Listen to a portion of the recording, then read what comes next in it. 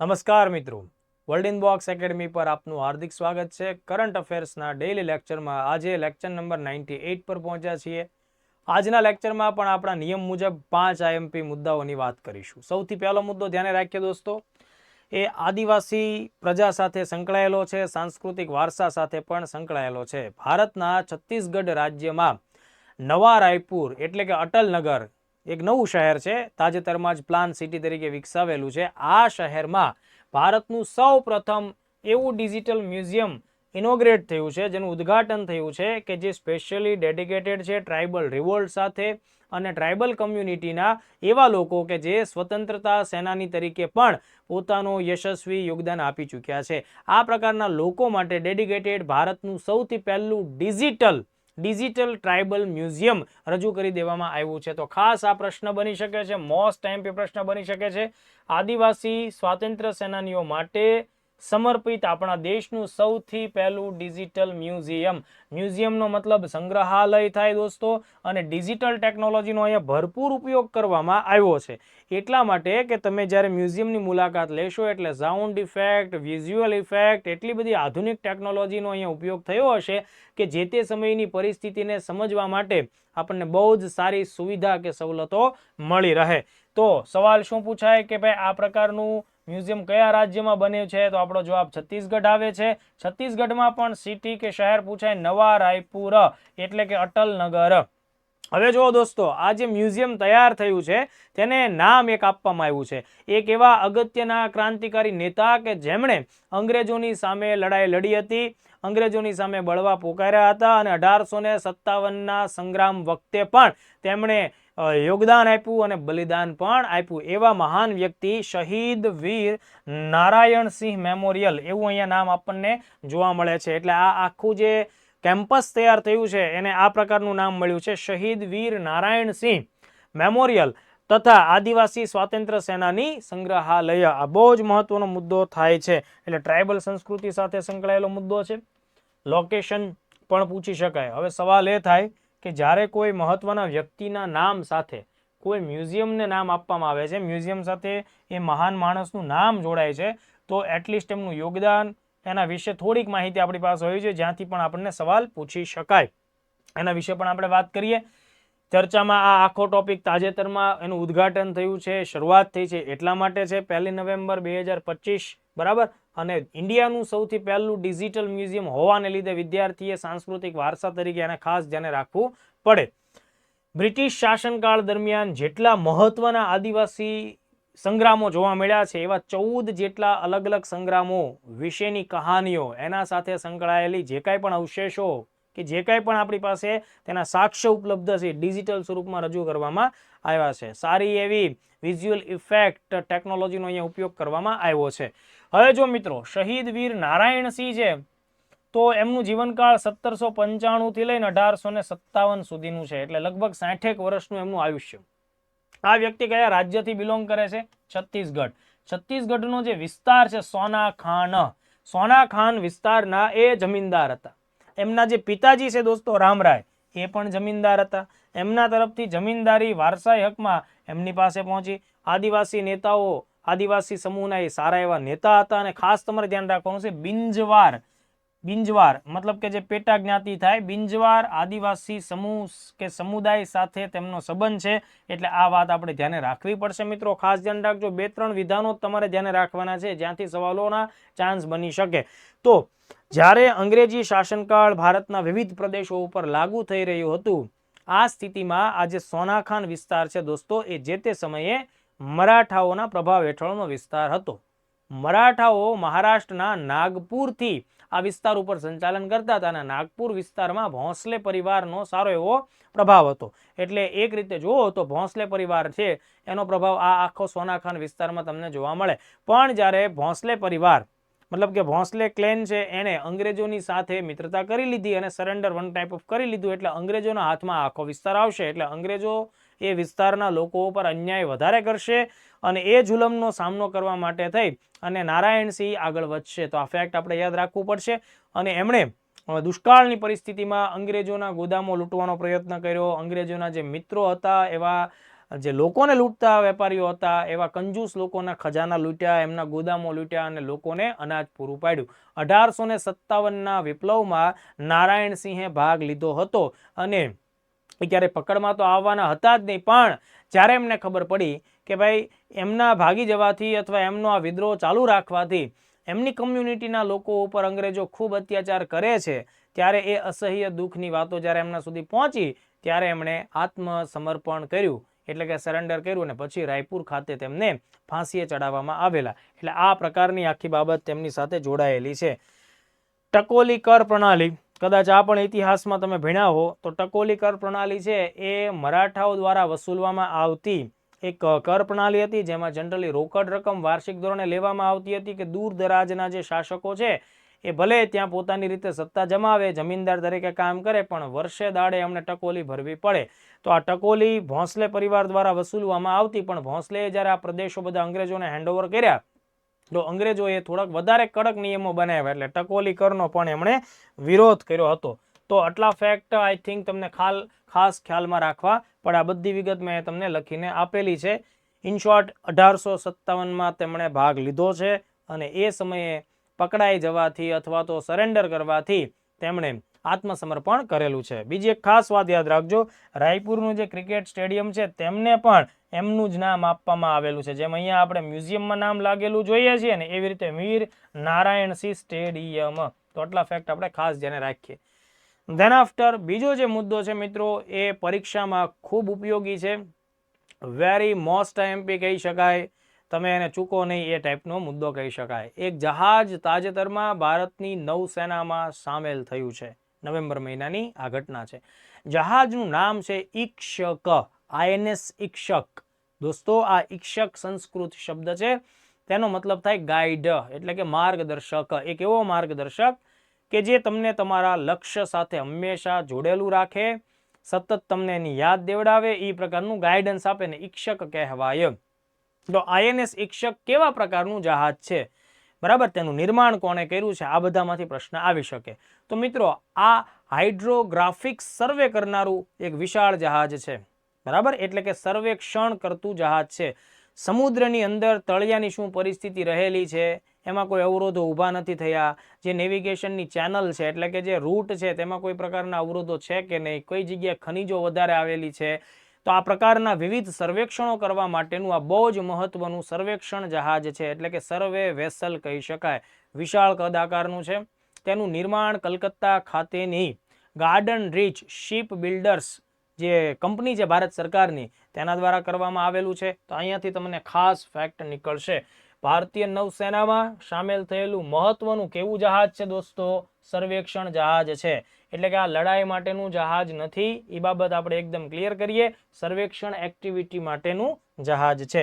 એટલે જુઓ, એને આપણે SLV ના નામથી ઓળખી શકીએ. હવે SLV એટલે સેટેલાઇટ લોન્ચ વ્હીકલ ન સમજતા, અહીંયા SLV શબ્દનો મિનિંગ બદલાઈ જશે. અહીંયા એનો મિનિંગ થશે સર્વે વેસલ.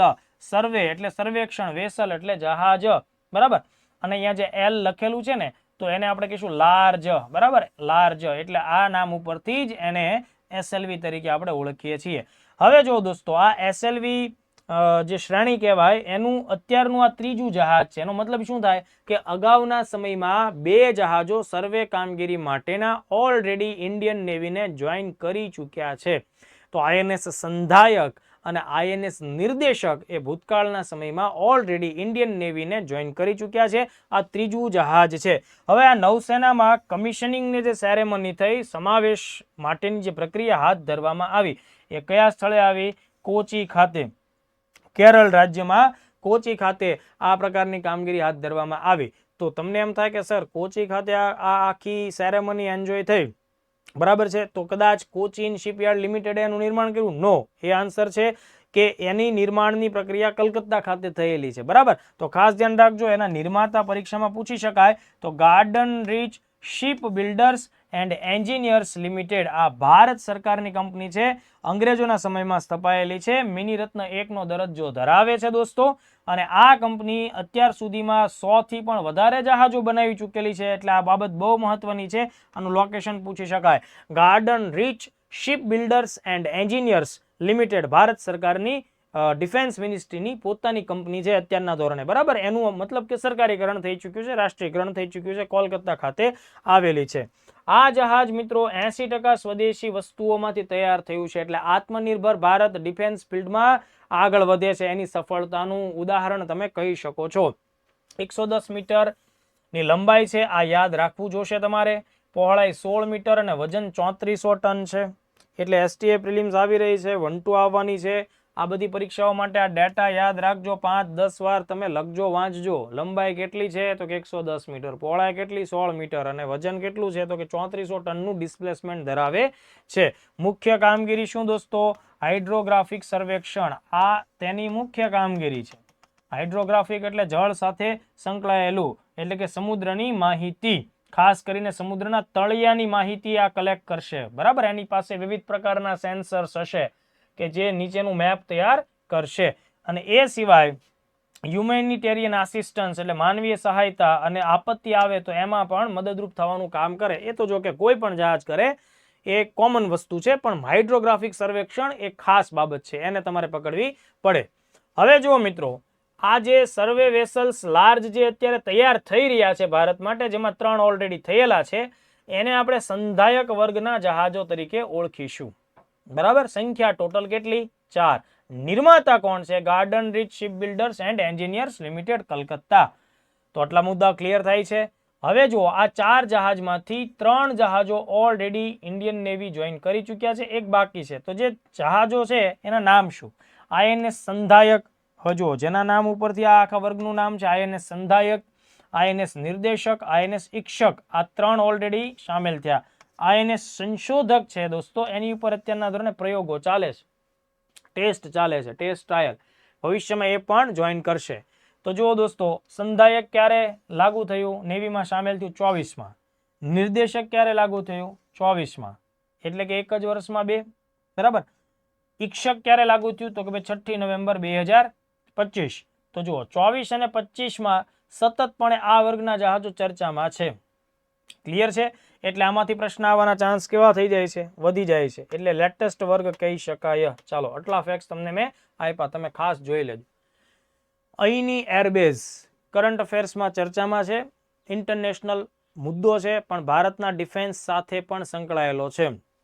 અહીંયા જે મેપ છે તમે ખાસ જુઓ. આપણો દેશ ભારત અહીંયા તમને દેખાતું હોવું જોઈએ. લદ્દાખ વિસ્તાર લખ્યું છે, જમ્મુ અને કાશ્મીર લખ્યું છે, એટલે અહીંયા જે છે આ ભારતની પોઝિશન છે. ભારતથી આ બાજુ ચાઇના છે, પાકિસ્તાન છે, અફઘાનિસ્તાનનો વિસ્તાર છે દોસ્તો. અહીંયા જુઓ, આ અહીંની એરબેઝનું લોકેશન બતાવ્યું છે. આ ભારતનું જે લદ્દાખનો ઉપરનો વિસ્તાર અને POK વાળો જે વિસ્તાર દેખાડ એટલે જે છે એનાથી થોડે દૂર અહીંયા એક દેશની સીમા આવેલી છે. એ દેશ સાથે ધ્યાનથી, ભારતની બોર્ડર ટચ નથી થતી, સીમા એની સાથે જોડાયેલું નથી, એટલે સીમાની દ્રષ્ટિએ પાડોશી દેશ આમ જેની યારે તમારી બોર્ડર શેર થાય છે એવી રીતે નથી, પણ ડિસ્ટન્સ વાઇઝ પાડોશમાં છે. દેશનું નામ છે તાજિકિસ્તાન, રાજધાની છે દુશાંબે. તો એ જે દેશ છે ને તાજિકિસ્તાન, તેની અંદર અહીંયા જે રાજધાની દુશાંબે આવેલી છે એનાથી નિયર બાય 10 કિલોમીટર દૂર અહીંની નામનો એરબેઝ આવેલો છે, એરબેઝ. તો અહીંયા એરબેઝ એટલે વાયુસેના અડ્ડો. તો ભારત આ વાયુસેના અડ્ડો અહીંની એનો ઉપયોગ કરતું હતું. ભારતે તેના વિકાસ પાછળ ઘણા બધા પૈસા પણ રોક્યા અને થોડા વર્ષો આપણે એનો ઉપયોગ કર્યો પણ ખરા. એટલે કે આપણા લડાકુ વિમાનો આ સ્થળ ઉપર હર હંમેશ તૈનાત રહેતા હતા. હવે જો આ સ્થળ મિત્રો મધ્ય એશિયાના દેશોમાં કોઈ ઘટના ઘટે તો ભારતના રિસ્પોન્ડ આપવા માટે નિયર બાય થાય. ચાઇના અહીંયાથી નજીક થાય છે, બરાબર છે દોસ્તો. ખાસ ધ્યાન રાખો, અફઘાનિસ્તાન વિસ્તાર નજીક થાય, પાકિસ્તાન વિસ્તાર નજીક થાય. તો ભારતની પ્રેઝન્સ અહીંની એરબેઝ ઉપર છે, તો એનાથી ભારતને કદાચ કોઈ પણ કારણોસર કોઈ મિલિટરી એક્શન લેવાની થાય તો એ અહીંયાથી આરામથી લઈ શકતું હતું. પણ તાજેતરમાં તાજિકિસ્તાન દેશે ભારત સાથે આ અહીંની એરબેઝનો ઉપયોગ કરવાની જે સમજૂતી કરાર સમાપ્ત થઈ ગયો, પછી એને રિન્યુઅલ કર્યું નથી. એટલે ધીમે ધીમે 2022થી ભારતે પોતાના માણસો, આર્મીના જવાનો, એરફોર્સના જવાનો, સુખોઈ 30 MKI સહિતના સંસાધનો ધીમે ધીમે આપણે ત્યાંથી વિથડ્રોન કરી લીધા છે. ક્લિયર?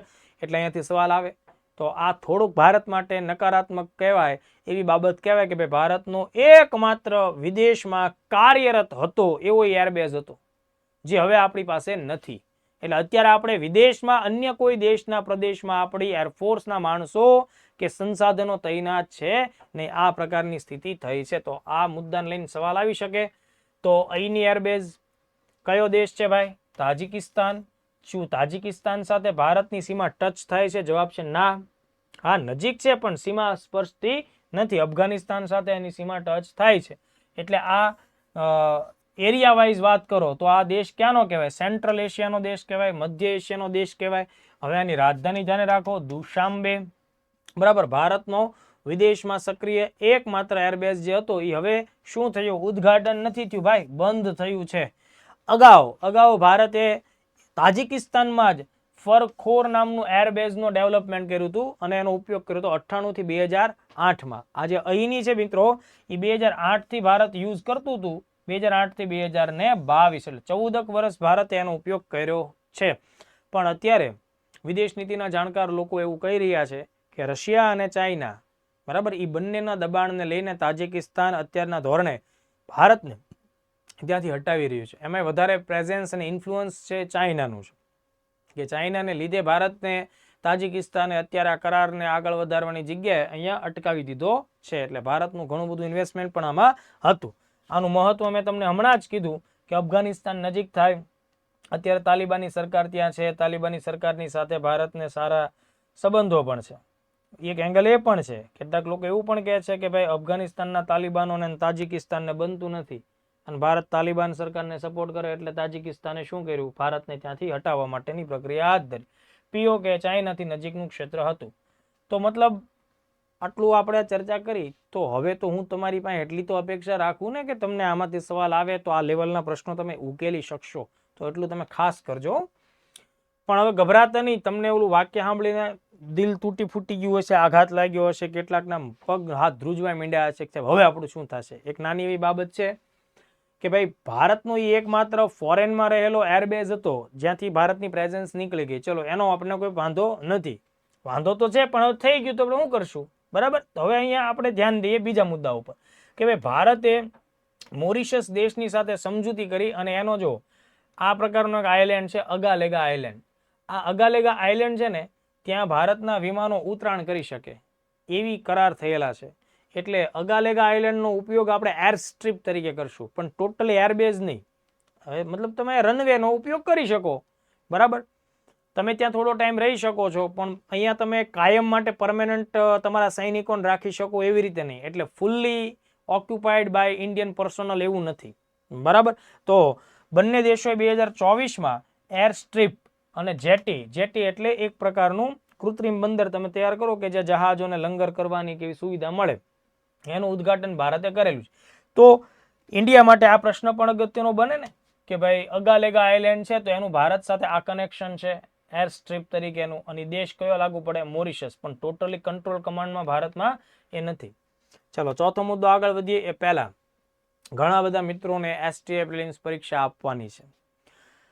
તો દોસ્તો વ્યવસ્થિત રીડિંગ કર્યા બાદ તમે વાંચ્યું છે એ પરીક્ષા લક્ષી છે કે કેમ એ ચકાસવું તો પડશે. એમનામ તમે લોકો પેપર દેવા જાશો તો ઘણી બધી ભૂલ થવાના ચાન્સ રહેશે. એટલે વર્લ્ડિન બોક્સ એકેડમીની બેસ્ટ રીતે તૈયાર થયેલી એસટીઆઈ પ્રિલિમ મોક ટેસ્ટનો મેગા પ્લાન આજે જોઈન કરો. તેમાં 48 પ્રશ્નોપત્રો એવા છે કે જે 50-50 પ્રશ્નો ધરાવે છે અને ટોપિક વાઇઝ ટેસ્ટ છે અને છેલ્લા 3 પ્રશ્નપત્રો ફૂલ મોક ટેસ્ટ છે. ટોટલ 3000 સવાલોની પ્રેક્ટિસ થાય તેમ છે. અને આ મોક ટેસ્ટની વિશેષતા મિત્રો એ છે કે તેના દરેક એમસીક્યુનો ડિટેલ આન્સર છે. વ્યવસ્થિત એક એક પેજ ભરીને અમે જવાબ આપ્યો છે કે ભાઈ આ પ્રશ્ન છે તો એના. અને બધા પ્રશ્નો કેવા છે ખબર? જોડકાવાળા, વિધાનોવાળા, એવા બધા. સિંગલ વન લાઇનર નહીં કે ભાઈ ગુજરાતનું પાટનગર કયું, એવા સવાલો નથી. તમે એકવાર પ્રશ્નપત્ર જોજો. 100 થી પણ વધારે વિદ્યાર્થીઓ અત્યારના ધોરણે ગાંધીનગર સેન્ટર ઉપર રૂબરૂ ઓફલાઈન ટેસ્ટમાં જોડાયેલા છે. તમે પણ એનો હક હિસ્સો બની શકો છો. તો વધુ વિગત માટે વર્લ્ડિન બોક્સ એકેડમીનો સંપર્ક કરો. તમને એમ થાય કે સર અમે રોજ આવી શકીએ એમ નથી તો ઓનલાઈન ટેસ્ટ આપો, ડિજિટલ જમાનાનો ઉપયોગ કરો. વર્લ્ડિન બોક્સ માય ક્લાસ એપ ઉપર પેપર્સ અવેલેબલ છે. ઓનલાઈન ફી 500 અને ઓફલાઈન ફી માત્ર 1000 રૂપિયા છે. એટલે 3000 ક્વેશ્ચન્સની ફીસ એટલી છે. ઓકે, ચાલો આગળ વધીએ. ચોથા નંબરનો ટોપિક મિત્ર શક્તિ 2025 સૈન્ય કવાયત છે. ભારત અને શ્રીલંકા આ બે દેશની આર્મી વચ્ચેનો ટોટલ 11મી કવાયત છે. આયોજન ભારતના કર્ણાટક રાજ્યના બેલગાવી સ્થળે થયું છે. બેલગાવી, આ એ જ બેલગાવી છે જેને ભૂતકાળમાં બેલગાવ અથવા બેલગામ કહેવામાં આવતું, જ્યાં 1924ના વર્ષમાં ગાંધીજી કોંગ્રેસના અધ્યક્ષમાં એક પહેલી વાર અને છેલ્લી વાર અધ્યક્ષ બનેલા ઈ બેલગાવ, બરાબર. એ આ બેલગાવ કર્ણાટકમાં છે અને ત્યાં આ સૈન્ય કવાયત થઈ. મુખ્યત્વે અહીંયા તમારે ધ્યાન રાખવાનું છે ઇન્ડિયન આર્મી અને શ્રીલંકન આર્મી એની આ કવાયત છે, પણ એમાં ઇન્ડિયન એરફોર્સના જવાનોએ પણ ભાગ લીધો છે. એટલે આ તો એક્સેપ્શનલ બાબત થઈ, અલગ બાબત થઈ. મુખ્યત્વે બાબત છે એ આ છે, મિત્ર શક્તિ. જુઓ, કવાયતો ભણો ને ત્યારે બહુ મજા આવે. નાનો એવો મુદ્દો હોય, કયો દેશ, આર્મી, વોટ એવર, કયા સ્થળે આનું આયોજન થયું, એવી બધી વિગતો. ઝાઝા બધા દેશો સાથેની કવાયતો ભેગી થાય ને પછી લોચો લાગે, પછી એમ થાય કે આનો જવાબ શું આવે. એટલે સતત ટેસ્ટો આપવાની એને સતત યાદ કરતું રહેવાનું. બુકર પ્રાઇઝ 2025 સાહિત્ય, અંગ્રેજી સાહિત્ય. બુકર પ્રાઇઝ, ઇંગ્લેન્ડ દેશ. ઇંગ્લેન્ડ એટલે અંગ્રેજી ભાષાનો ઉદ્ભવ દેશ ને ભાઈ.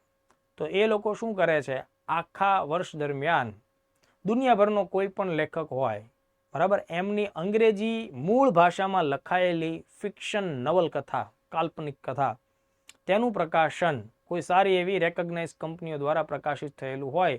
એ નવલકથા આઈધર યુકેમાં કોઈ જગ્યાએ પ્રકાશિત થયેલી હોવી જોઈએ અથવા આયર્લેન્ડમાં પ્રકાશિત થયેલી હોવી જોઈએ મૂળભૂત રીતે. તો એમાંથી નવલકથાઓને શોર્ટ લિસ્ટ કરવામાં આવતી હોય છે અને એમાંથી જે શ્રેષ્ઠ નવલકથાનો દરજ્જો પામે, એ વિજેતા બને, એ સાહિત્ય કૃતિને 50,000 બ્રિટિશ પાઉન્ડની ઇનામી રકમ રાશિ ધરાવતું બુકર પ્રાઇઝ આપવામાં આવે છે. નેશનાલિટીનું કોઈ બંધન નથી, કોઈ એવી બંધન નથી કે યુકેનો કે આયર્લેન્ડનો કોઈ નાગરિક હોય તો એને જ આ પુરસ્કાર મળી શકે. નો, એવું નથી. તમે કોઈ પણ લોકો હોઈ શકો. હા, સ્વયં પ્રકાશિત ન હોવી જોઈએ પુસ્તક, અન્ય દ્વારા પ્રકાશિત થયેલી કોઈ કંપની દ્વારા, એ રીતની આખી બાબત છે. 1969 થી આ બુકર પ્રાઇઝની પરંપરા ચાલુ કરવામાં આવી છે. ક્લિયર છે? અને આ વર્ષે જે બુકર પ્રાઇઝ મળે છે 2025માં, તો એ ડેવિડ ઝાલે નામના એક લેખકને મળે છે અને તેની નવલકથાનું નામ છે ફ્લેશ. ઓકે, તો આટલા મુદ્દા ખાસ ધ્યાન રાખજો. આ બે દેશ જે મેં નામ કીધા છે, અહીંયા આયર્લેન્ડ આવશે. પ્રકાશિત થયેલી શ્રેષ્ઠ નવલકથા, નવલકથા એટલે કાલ્પનિક કથા, ફિક્શન હોવી જોઈએ. 1969 થી ચાલુ થયું. ડેવિડ ઝાલે, ડેવિડ ઝાલે છે મિત્રો, ખાસ ધ્યાન રાખજો. આ હંગેરિયન બ્રિટિશ નાગરિક છે, બરાબર, હંગેરીની નાગરિકતા છે, બ્રિટનનો પણ નાગરિકતા એની પાસે છે. ફ્લેશ નવલકથાનું નામ છે, ફ્લેશ. તો આ પણ પૂછી શકાય કે ભાઈ કઈ કૃતિને આ પ્રાઇઝ મળ્યો, ફ્લેશ. લેખકનું નામ ડેવિડ ઝાલે. સ્પેલિંગ જોઈ લેજો, આ રીતે લખાય છે, જે મેં લખ્યું છે એ જ રીતે, બરાબર. ચાલો, હવે અહીંયાથી વાત પતતી નથી. તમને એમ થાય કે સર ભારતનો નાગરિક નથી તો બી પ્રશ્ન આવી શકે, કારણ કે બહુ પ્રેસ્ટિજિયસ પુરસ્કાર છે. 50,000 બ્રિટિશ પાઉન્ડની રકમ એની સાથે જોડાયેલી. અહીંયાથી બીજો એક એંગલ આપું, ચાલો ધ્યાન રાખો. આ જે બેન છે એને તમે ખાસ જોઈ લો. આ બેન છે, એનું નામ છે કિરણ દેસાઈ. આ લેખિકા છે. અગાઉ 2006માં આ ભારતીય નાગરિકતા ધરાવતી આ લેખિકાને 2006માં આ પુરસ્કાર મળ્યો હતો, બરાબર. આ પુરસ્કાર એમને ઇનહેરિટન્સ ઓફ લોસ નામની નવલકથા માટે મળ્યો હતો. આ વર્ષે પણ એ રેસમાં તો હતા જ. આ વર્ષે જે 6 નવલકથા શોર્ટલિસ્ટ કરવામાં આવી ફાઇનલ રાઉન્ડ માટે, એમાં પણ the loneliness of Sonia and Sunny આ નવલકથા જે છે દોસ્તો, ખાસ ધ્યાન રાખજો તમે, એ ઓલરેડી એ રેસમાં જ હતી, સ્પર્ધામાં હતી, પણ ફાઇનલ રાઉન્ડમાં આ નવલકથાની પસંદગી પામ્યા એ નથી. આ બાબત તમારે ખાસ ધ્યાન રાખવું. એટલે અહીંયાથી સવાલ આવી શકે, ભલે એને પુરસ્કાર ન મળ્યો, પણ આ મુદ્દો આવે. કેમ? તો કે ભાઈ એ ઇન્ડિયન સિટીઝન છે યાર, ભારતના નાગરિક છે. સવાલ આવે, સવાલ બની શકે. કિરણ દેસાઈ, અહીંયા જો નીચે શું લખ્યું છે, Booker Prize winning author of the inheritance of Loss, જે મેં તમને હમણાં જ વાત કરી કે આ નવલકથા માટે એમને અગાઉ 2006માં પુરસ્કાર મળેલો, તો એ પણ અત્યારના શોર્ટ લિસ્ટ રનરઅપમાં હતા. આ બાબત આપણે ખાસ ધ્યાન રાખવી. એટલે દોસ્તો આને મોસ્ટ આઈએમપી કહીએ, થોડુંક ખરાબ લાગે, 2-3 ઘાત લગાડીએ, બરાબર. આ આઈએમપી છે, કારણ કે બેનને અગાઉ કયા વર્ષ કીધા, 2006 2006 માં બુકર પ્રાઇઝ મળેલ છે અને એનું નામ શું છે? The inheritance of loss. ચાલો આટલા ફેક્ટ ખાસ ધ્યાન રાખીએ. વત્તા ભારતના એવા લોકો કે ભારતીય મૂળના એવા લોકો કે જેમને અગાઉ બુકર પ્રાઇઝ મળ્યો છે, ઇન્ટરનેશનલ બુકર પ્રાઇઝ નહીં, બુકર પ્રાઇઝ, કારણ કે બંનેમાં તફાવત છે, અગાઉના લેક્ચર્સોમાં પણ મેં વાત કરેલી છે. તો એવા લોકો, એટલે આ જે આખો મુદ્દો થયો ને દોસ્તો, એ સાહિત્યનો મુદ્દો થયો, વારસાનો મુદ્દો થયો. વીએસ નાયપોલને ફ્રી સ્ટેટ નવલકથા માટે સૌથી પહેલી વાર મળ્યો તો આ પહેલા ભારતીય. પછી સલમાન રશ્દી મિડનાઇટ્સ ચિલ્ડ્રન, યાદ રાખજો, જોડકો પૂછી નાખશે. Arundhati Roy the God of small things, Kiran Desai the inheritance of loss, Aravind Adiga white tiger, એની પછી મૂવી પણ બનેલી છે વ્હાઇટ ટાઈગર, તેના માટે અરવિંદ અડીગાને આ પ્રાઇઝ મળ્યો. તો તમને એમ થાય કે સર મેં તો કંઈક એવું સાંભળ્યું હતું કે ભાઈ બાનુ મુસ્તાકને કંઈક આવો બુકર એવોર્ડ મળ્યો. એ international Booker prize. International Booker prize કેવી કૃતિઓને મળે કે જે મૂળ ઇંગ્લિશમાં ન લખાયેલી હોય, અન્ય ભાષામાં હોય, પણ એનું ટ્રાન્સલેશન કેમાં થયું હોય? ઇંગ્લિશમાં. ત્યારે જે વિજેતા બને, લેખક અને એનું ટ્રાન્સલેટર બંને વિજેતા કહેવાય અને એને સંયુક્ત રીતે પુરસ્કાર મળે. તો ધ્યાન આપો, આ જ વર્ષનું ઇન્ટરનેશનલ બુકર પ્રાઇઝ 2025 એ આ છે બુક ધ હાર્ટ લેમ્પ. બરાબર. લેખક કોણ છે? બાનુ મુસ્તાક. જોઈ બેન અહીંયા ઊભા છે હાથમાં ટ્રોફી લઈને. અને એના જે ટ્રાન્સલેટર છે ઇંગ્લિશમાં એ છે દીપા ભાસ્તી. એ બેન અહીંયા ટ્રોફી લઈને ઊભા છે. મૂળ આ જે છે દોસ્તો, આ બુક એ કન્નડ ભાષામાં લખાયેલી છે, મહિલાઓના જીવન સાથે સંકળાયેલી છે. તો આઈએમપી પ્રશ્ન છે, એટલું તમને આવડવું જ જોઈએ. ચાલો તો આટલા મુદ્દા રાખીએ. 5 ટોપિક મેં તમને લોકોને ભણાવ્યા, 5 બહુ જ સરસ છે, જબરજસ્ત. તૈયાર કરી નાખો એકદમ, અને એમાંથી સવાલ આવે એટલે જીકી નાખો સાચો જવાબ. ચાલો મળીએ. Thank you.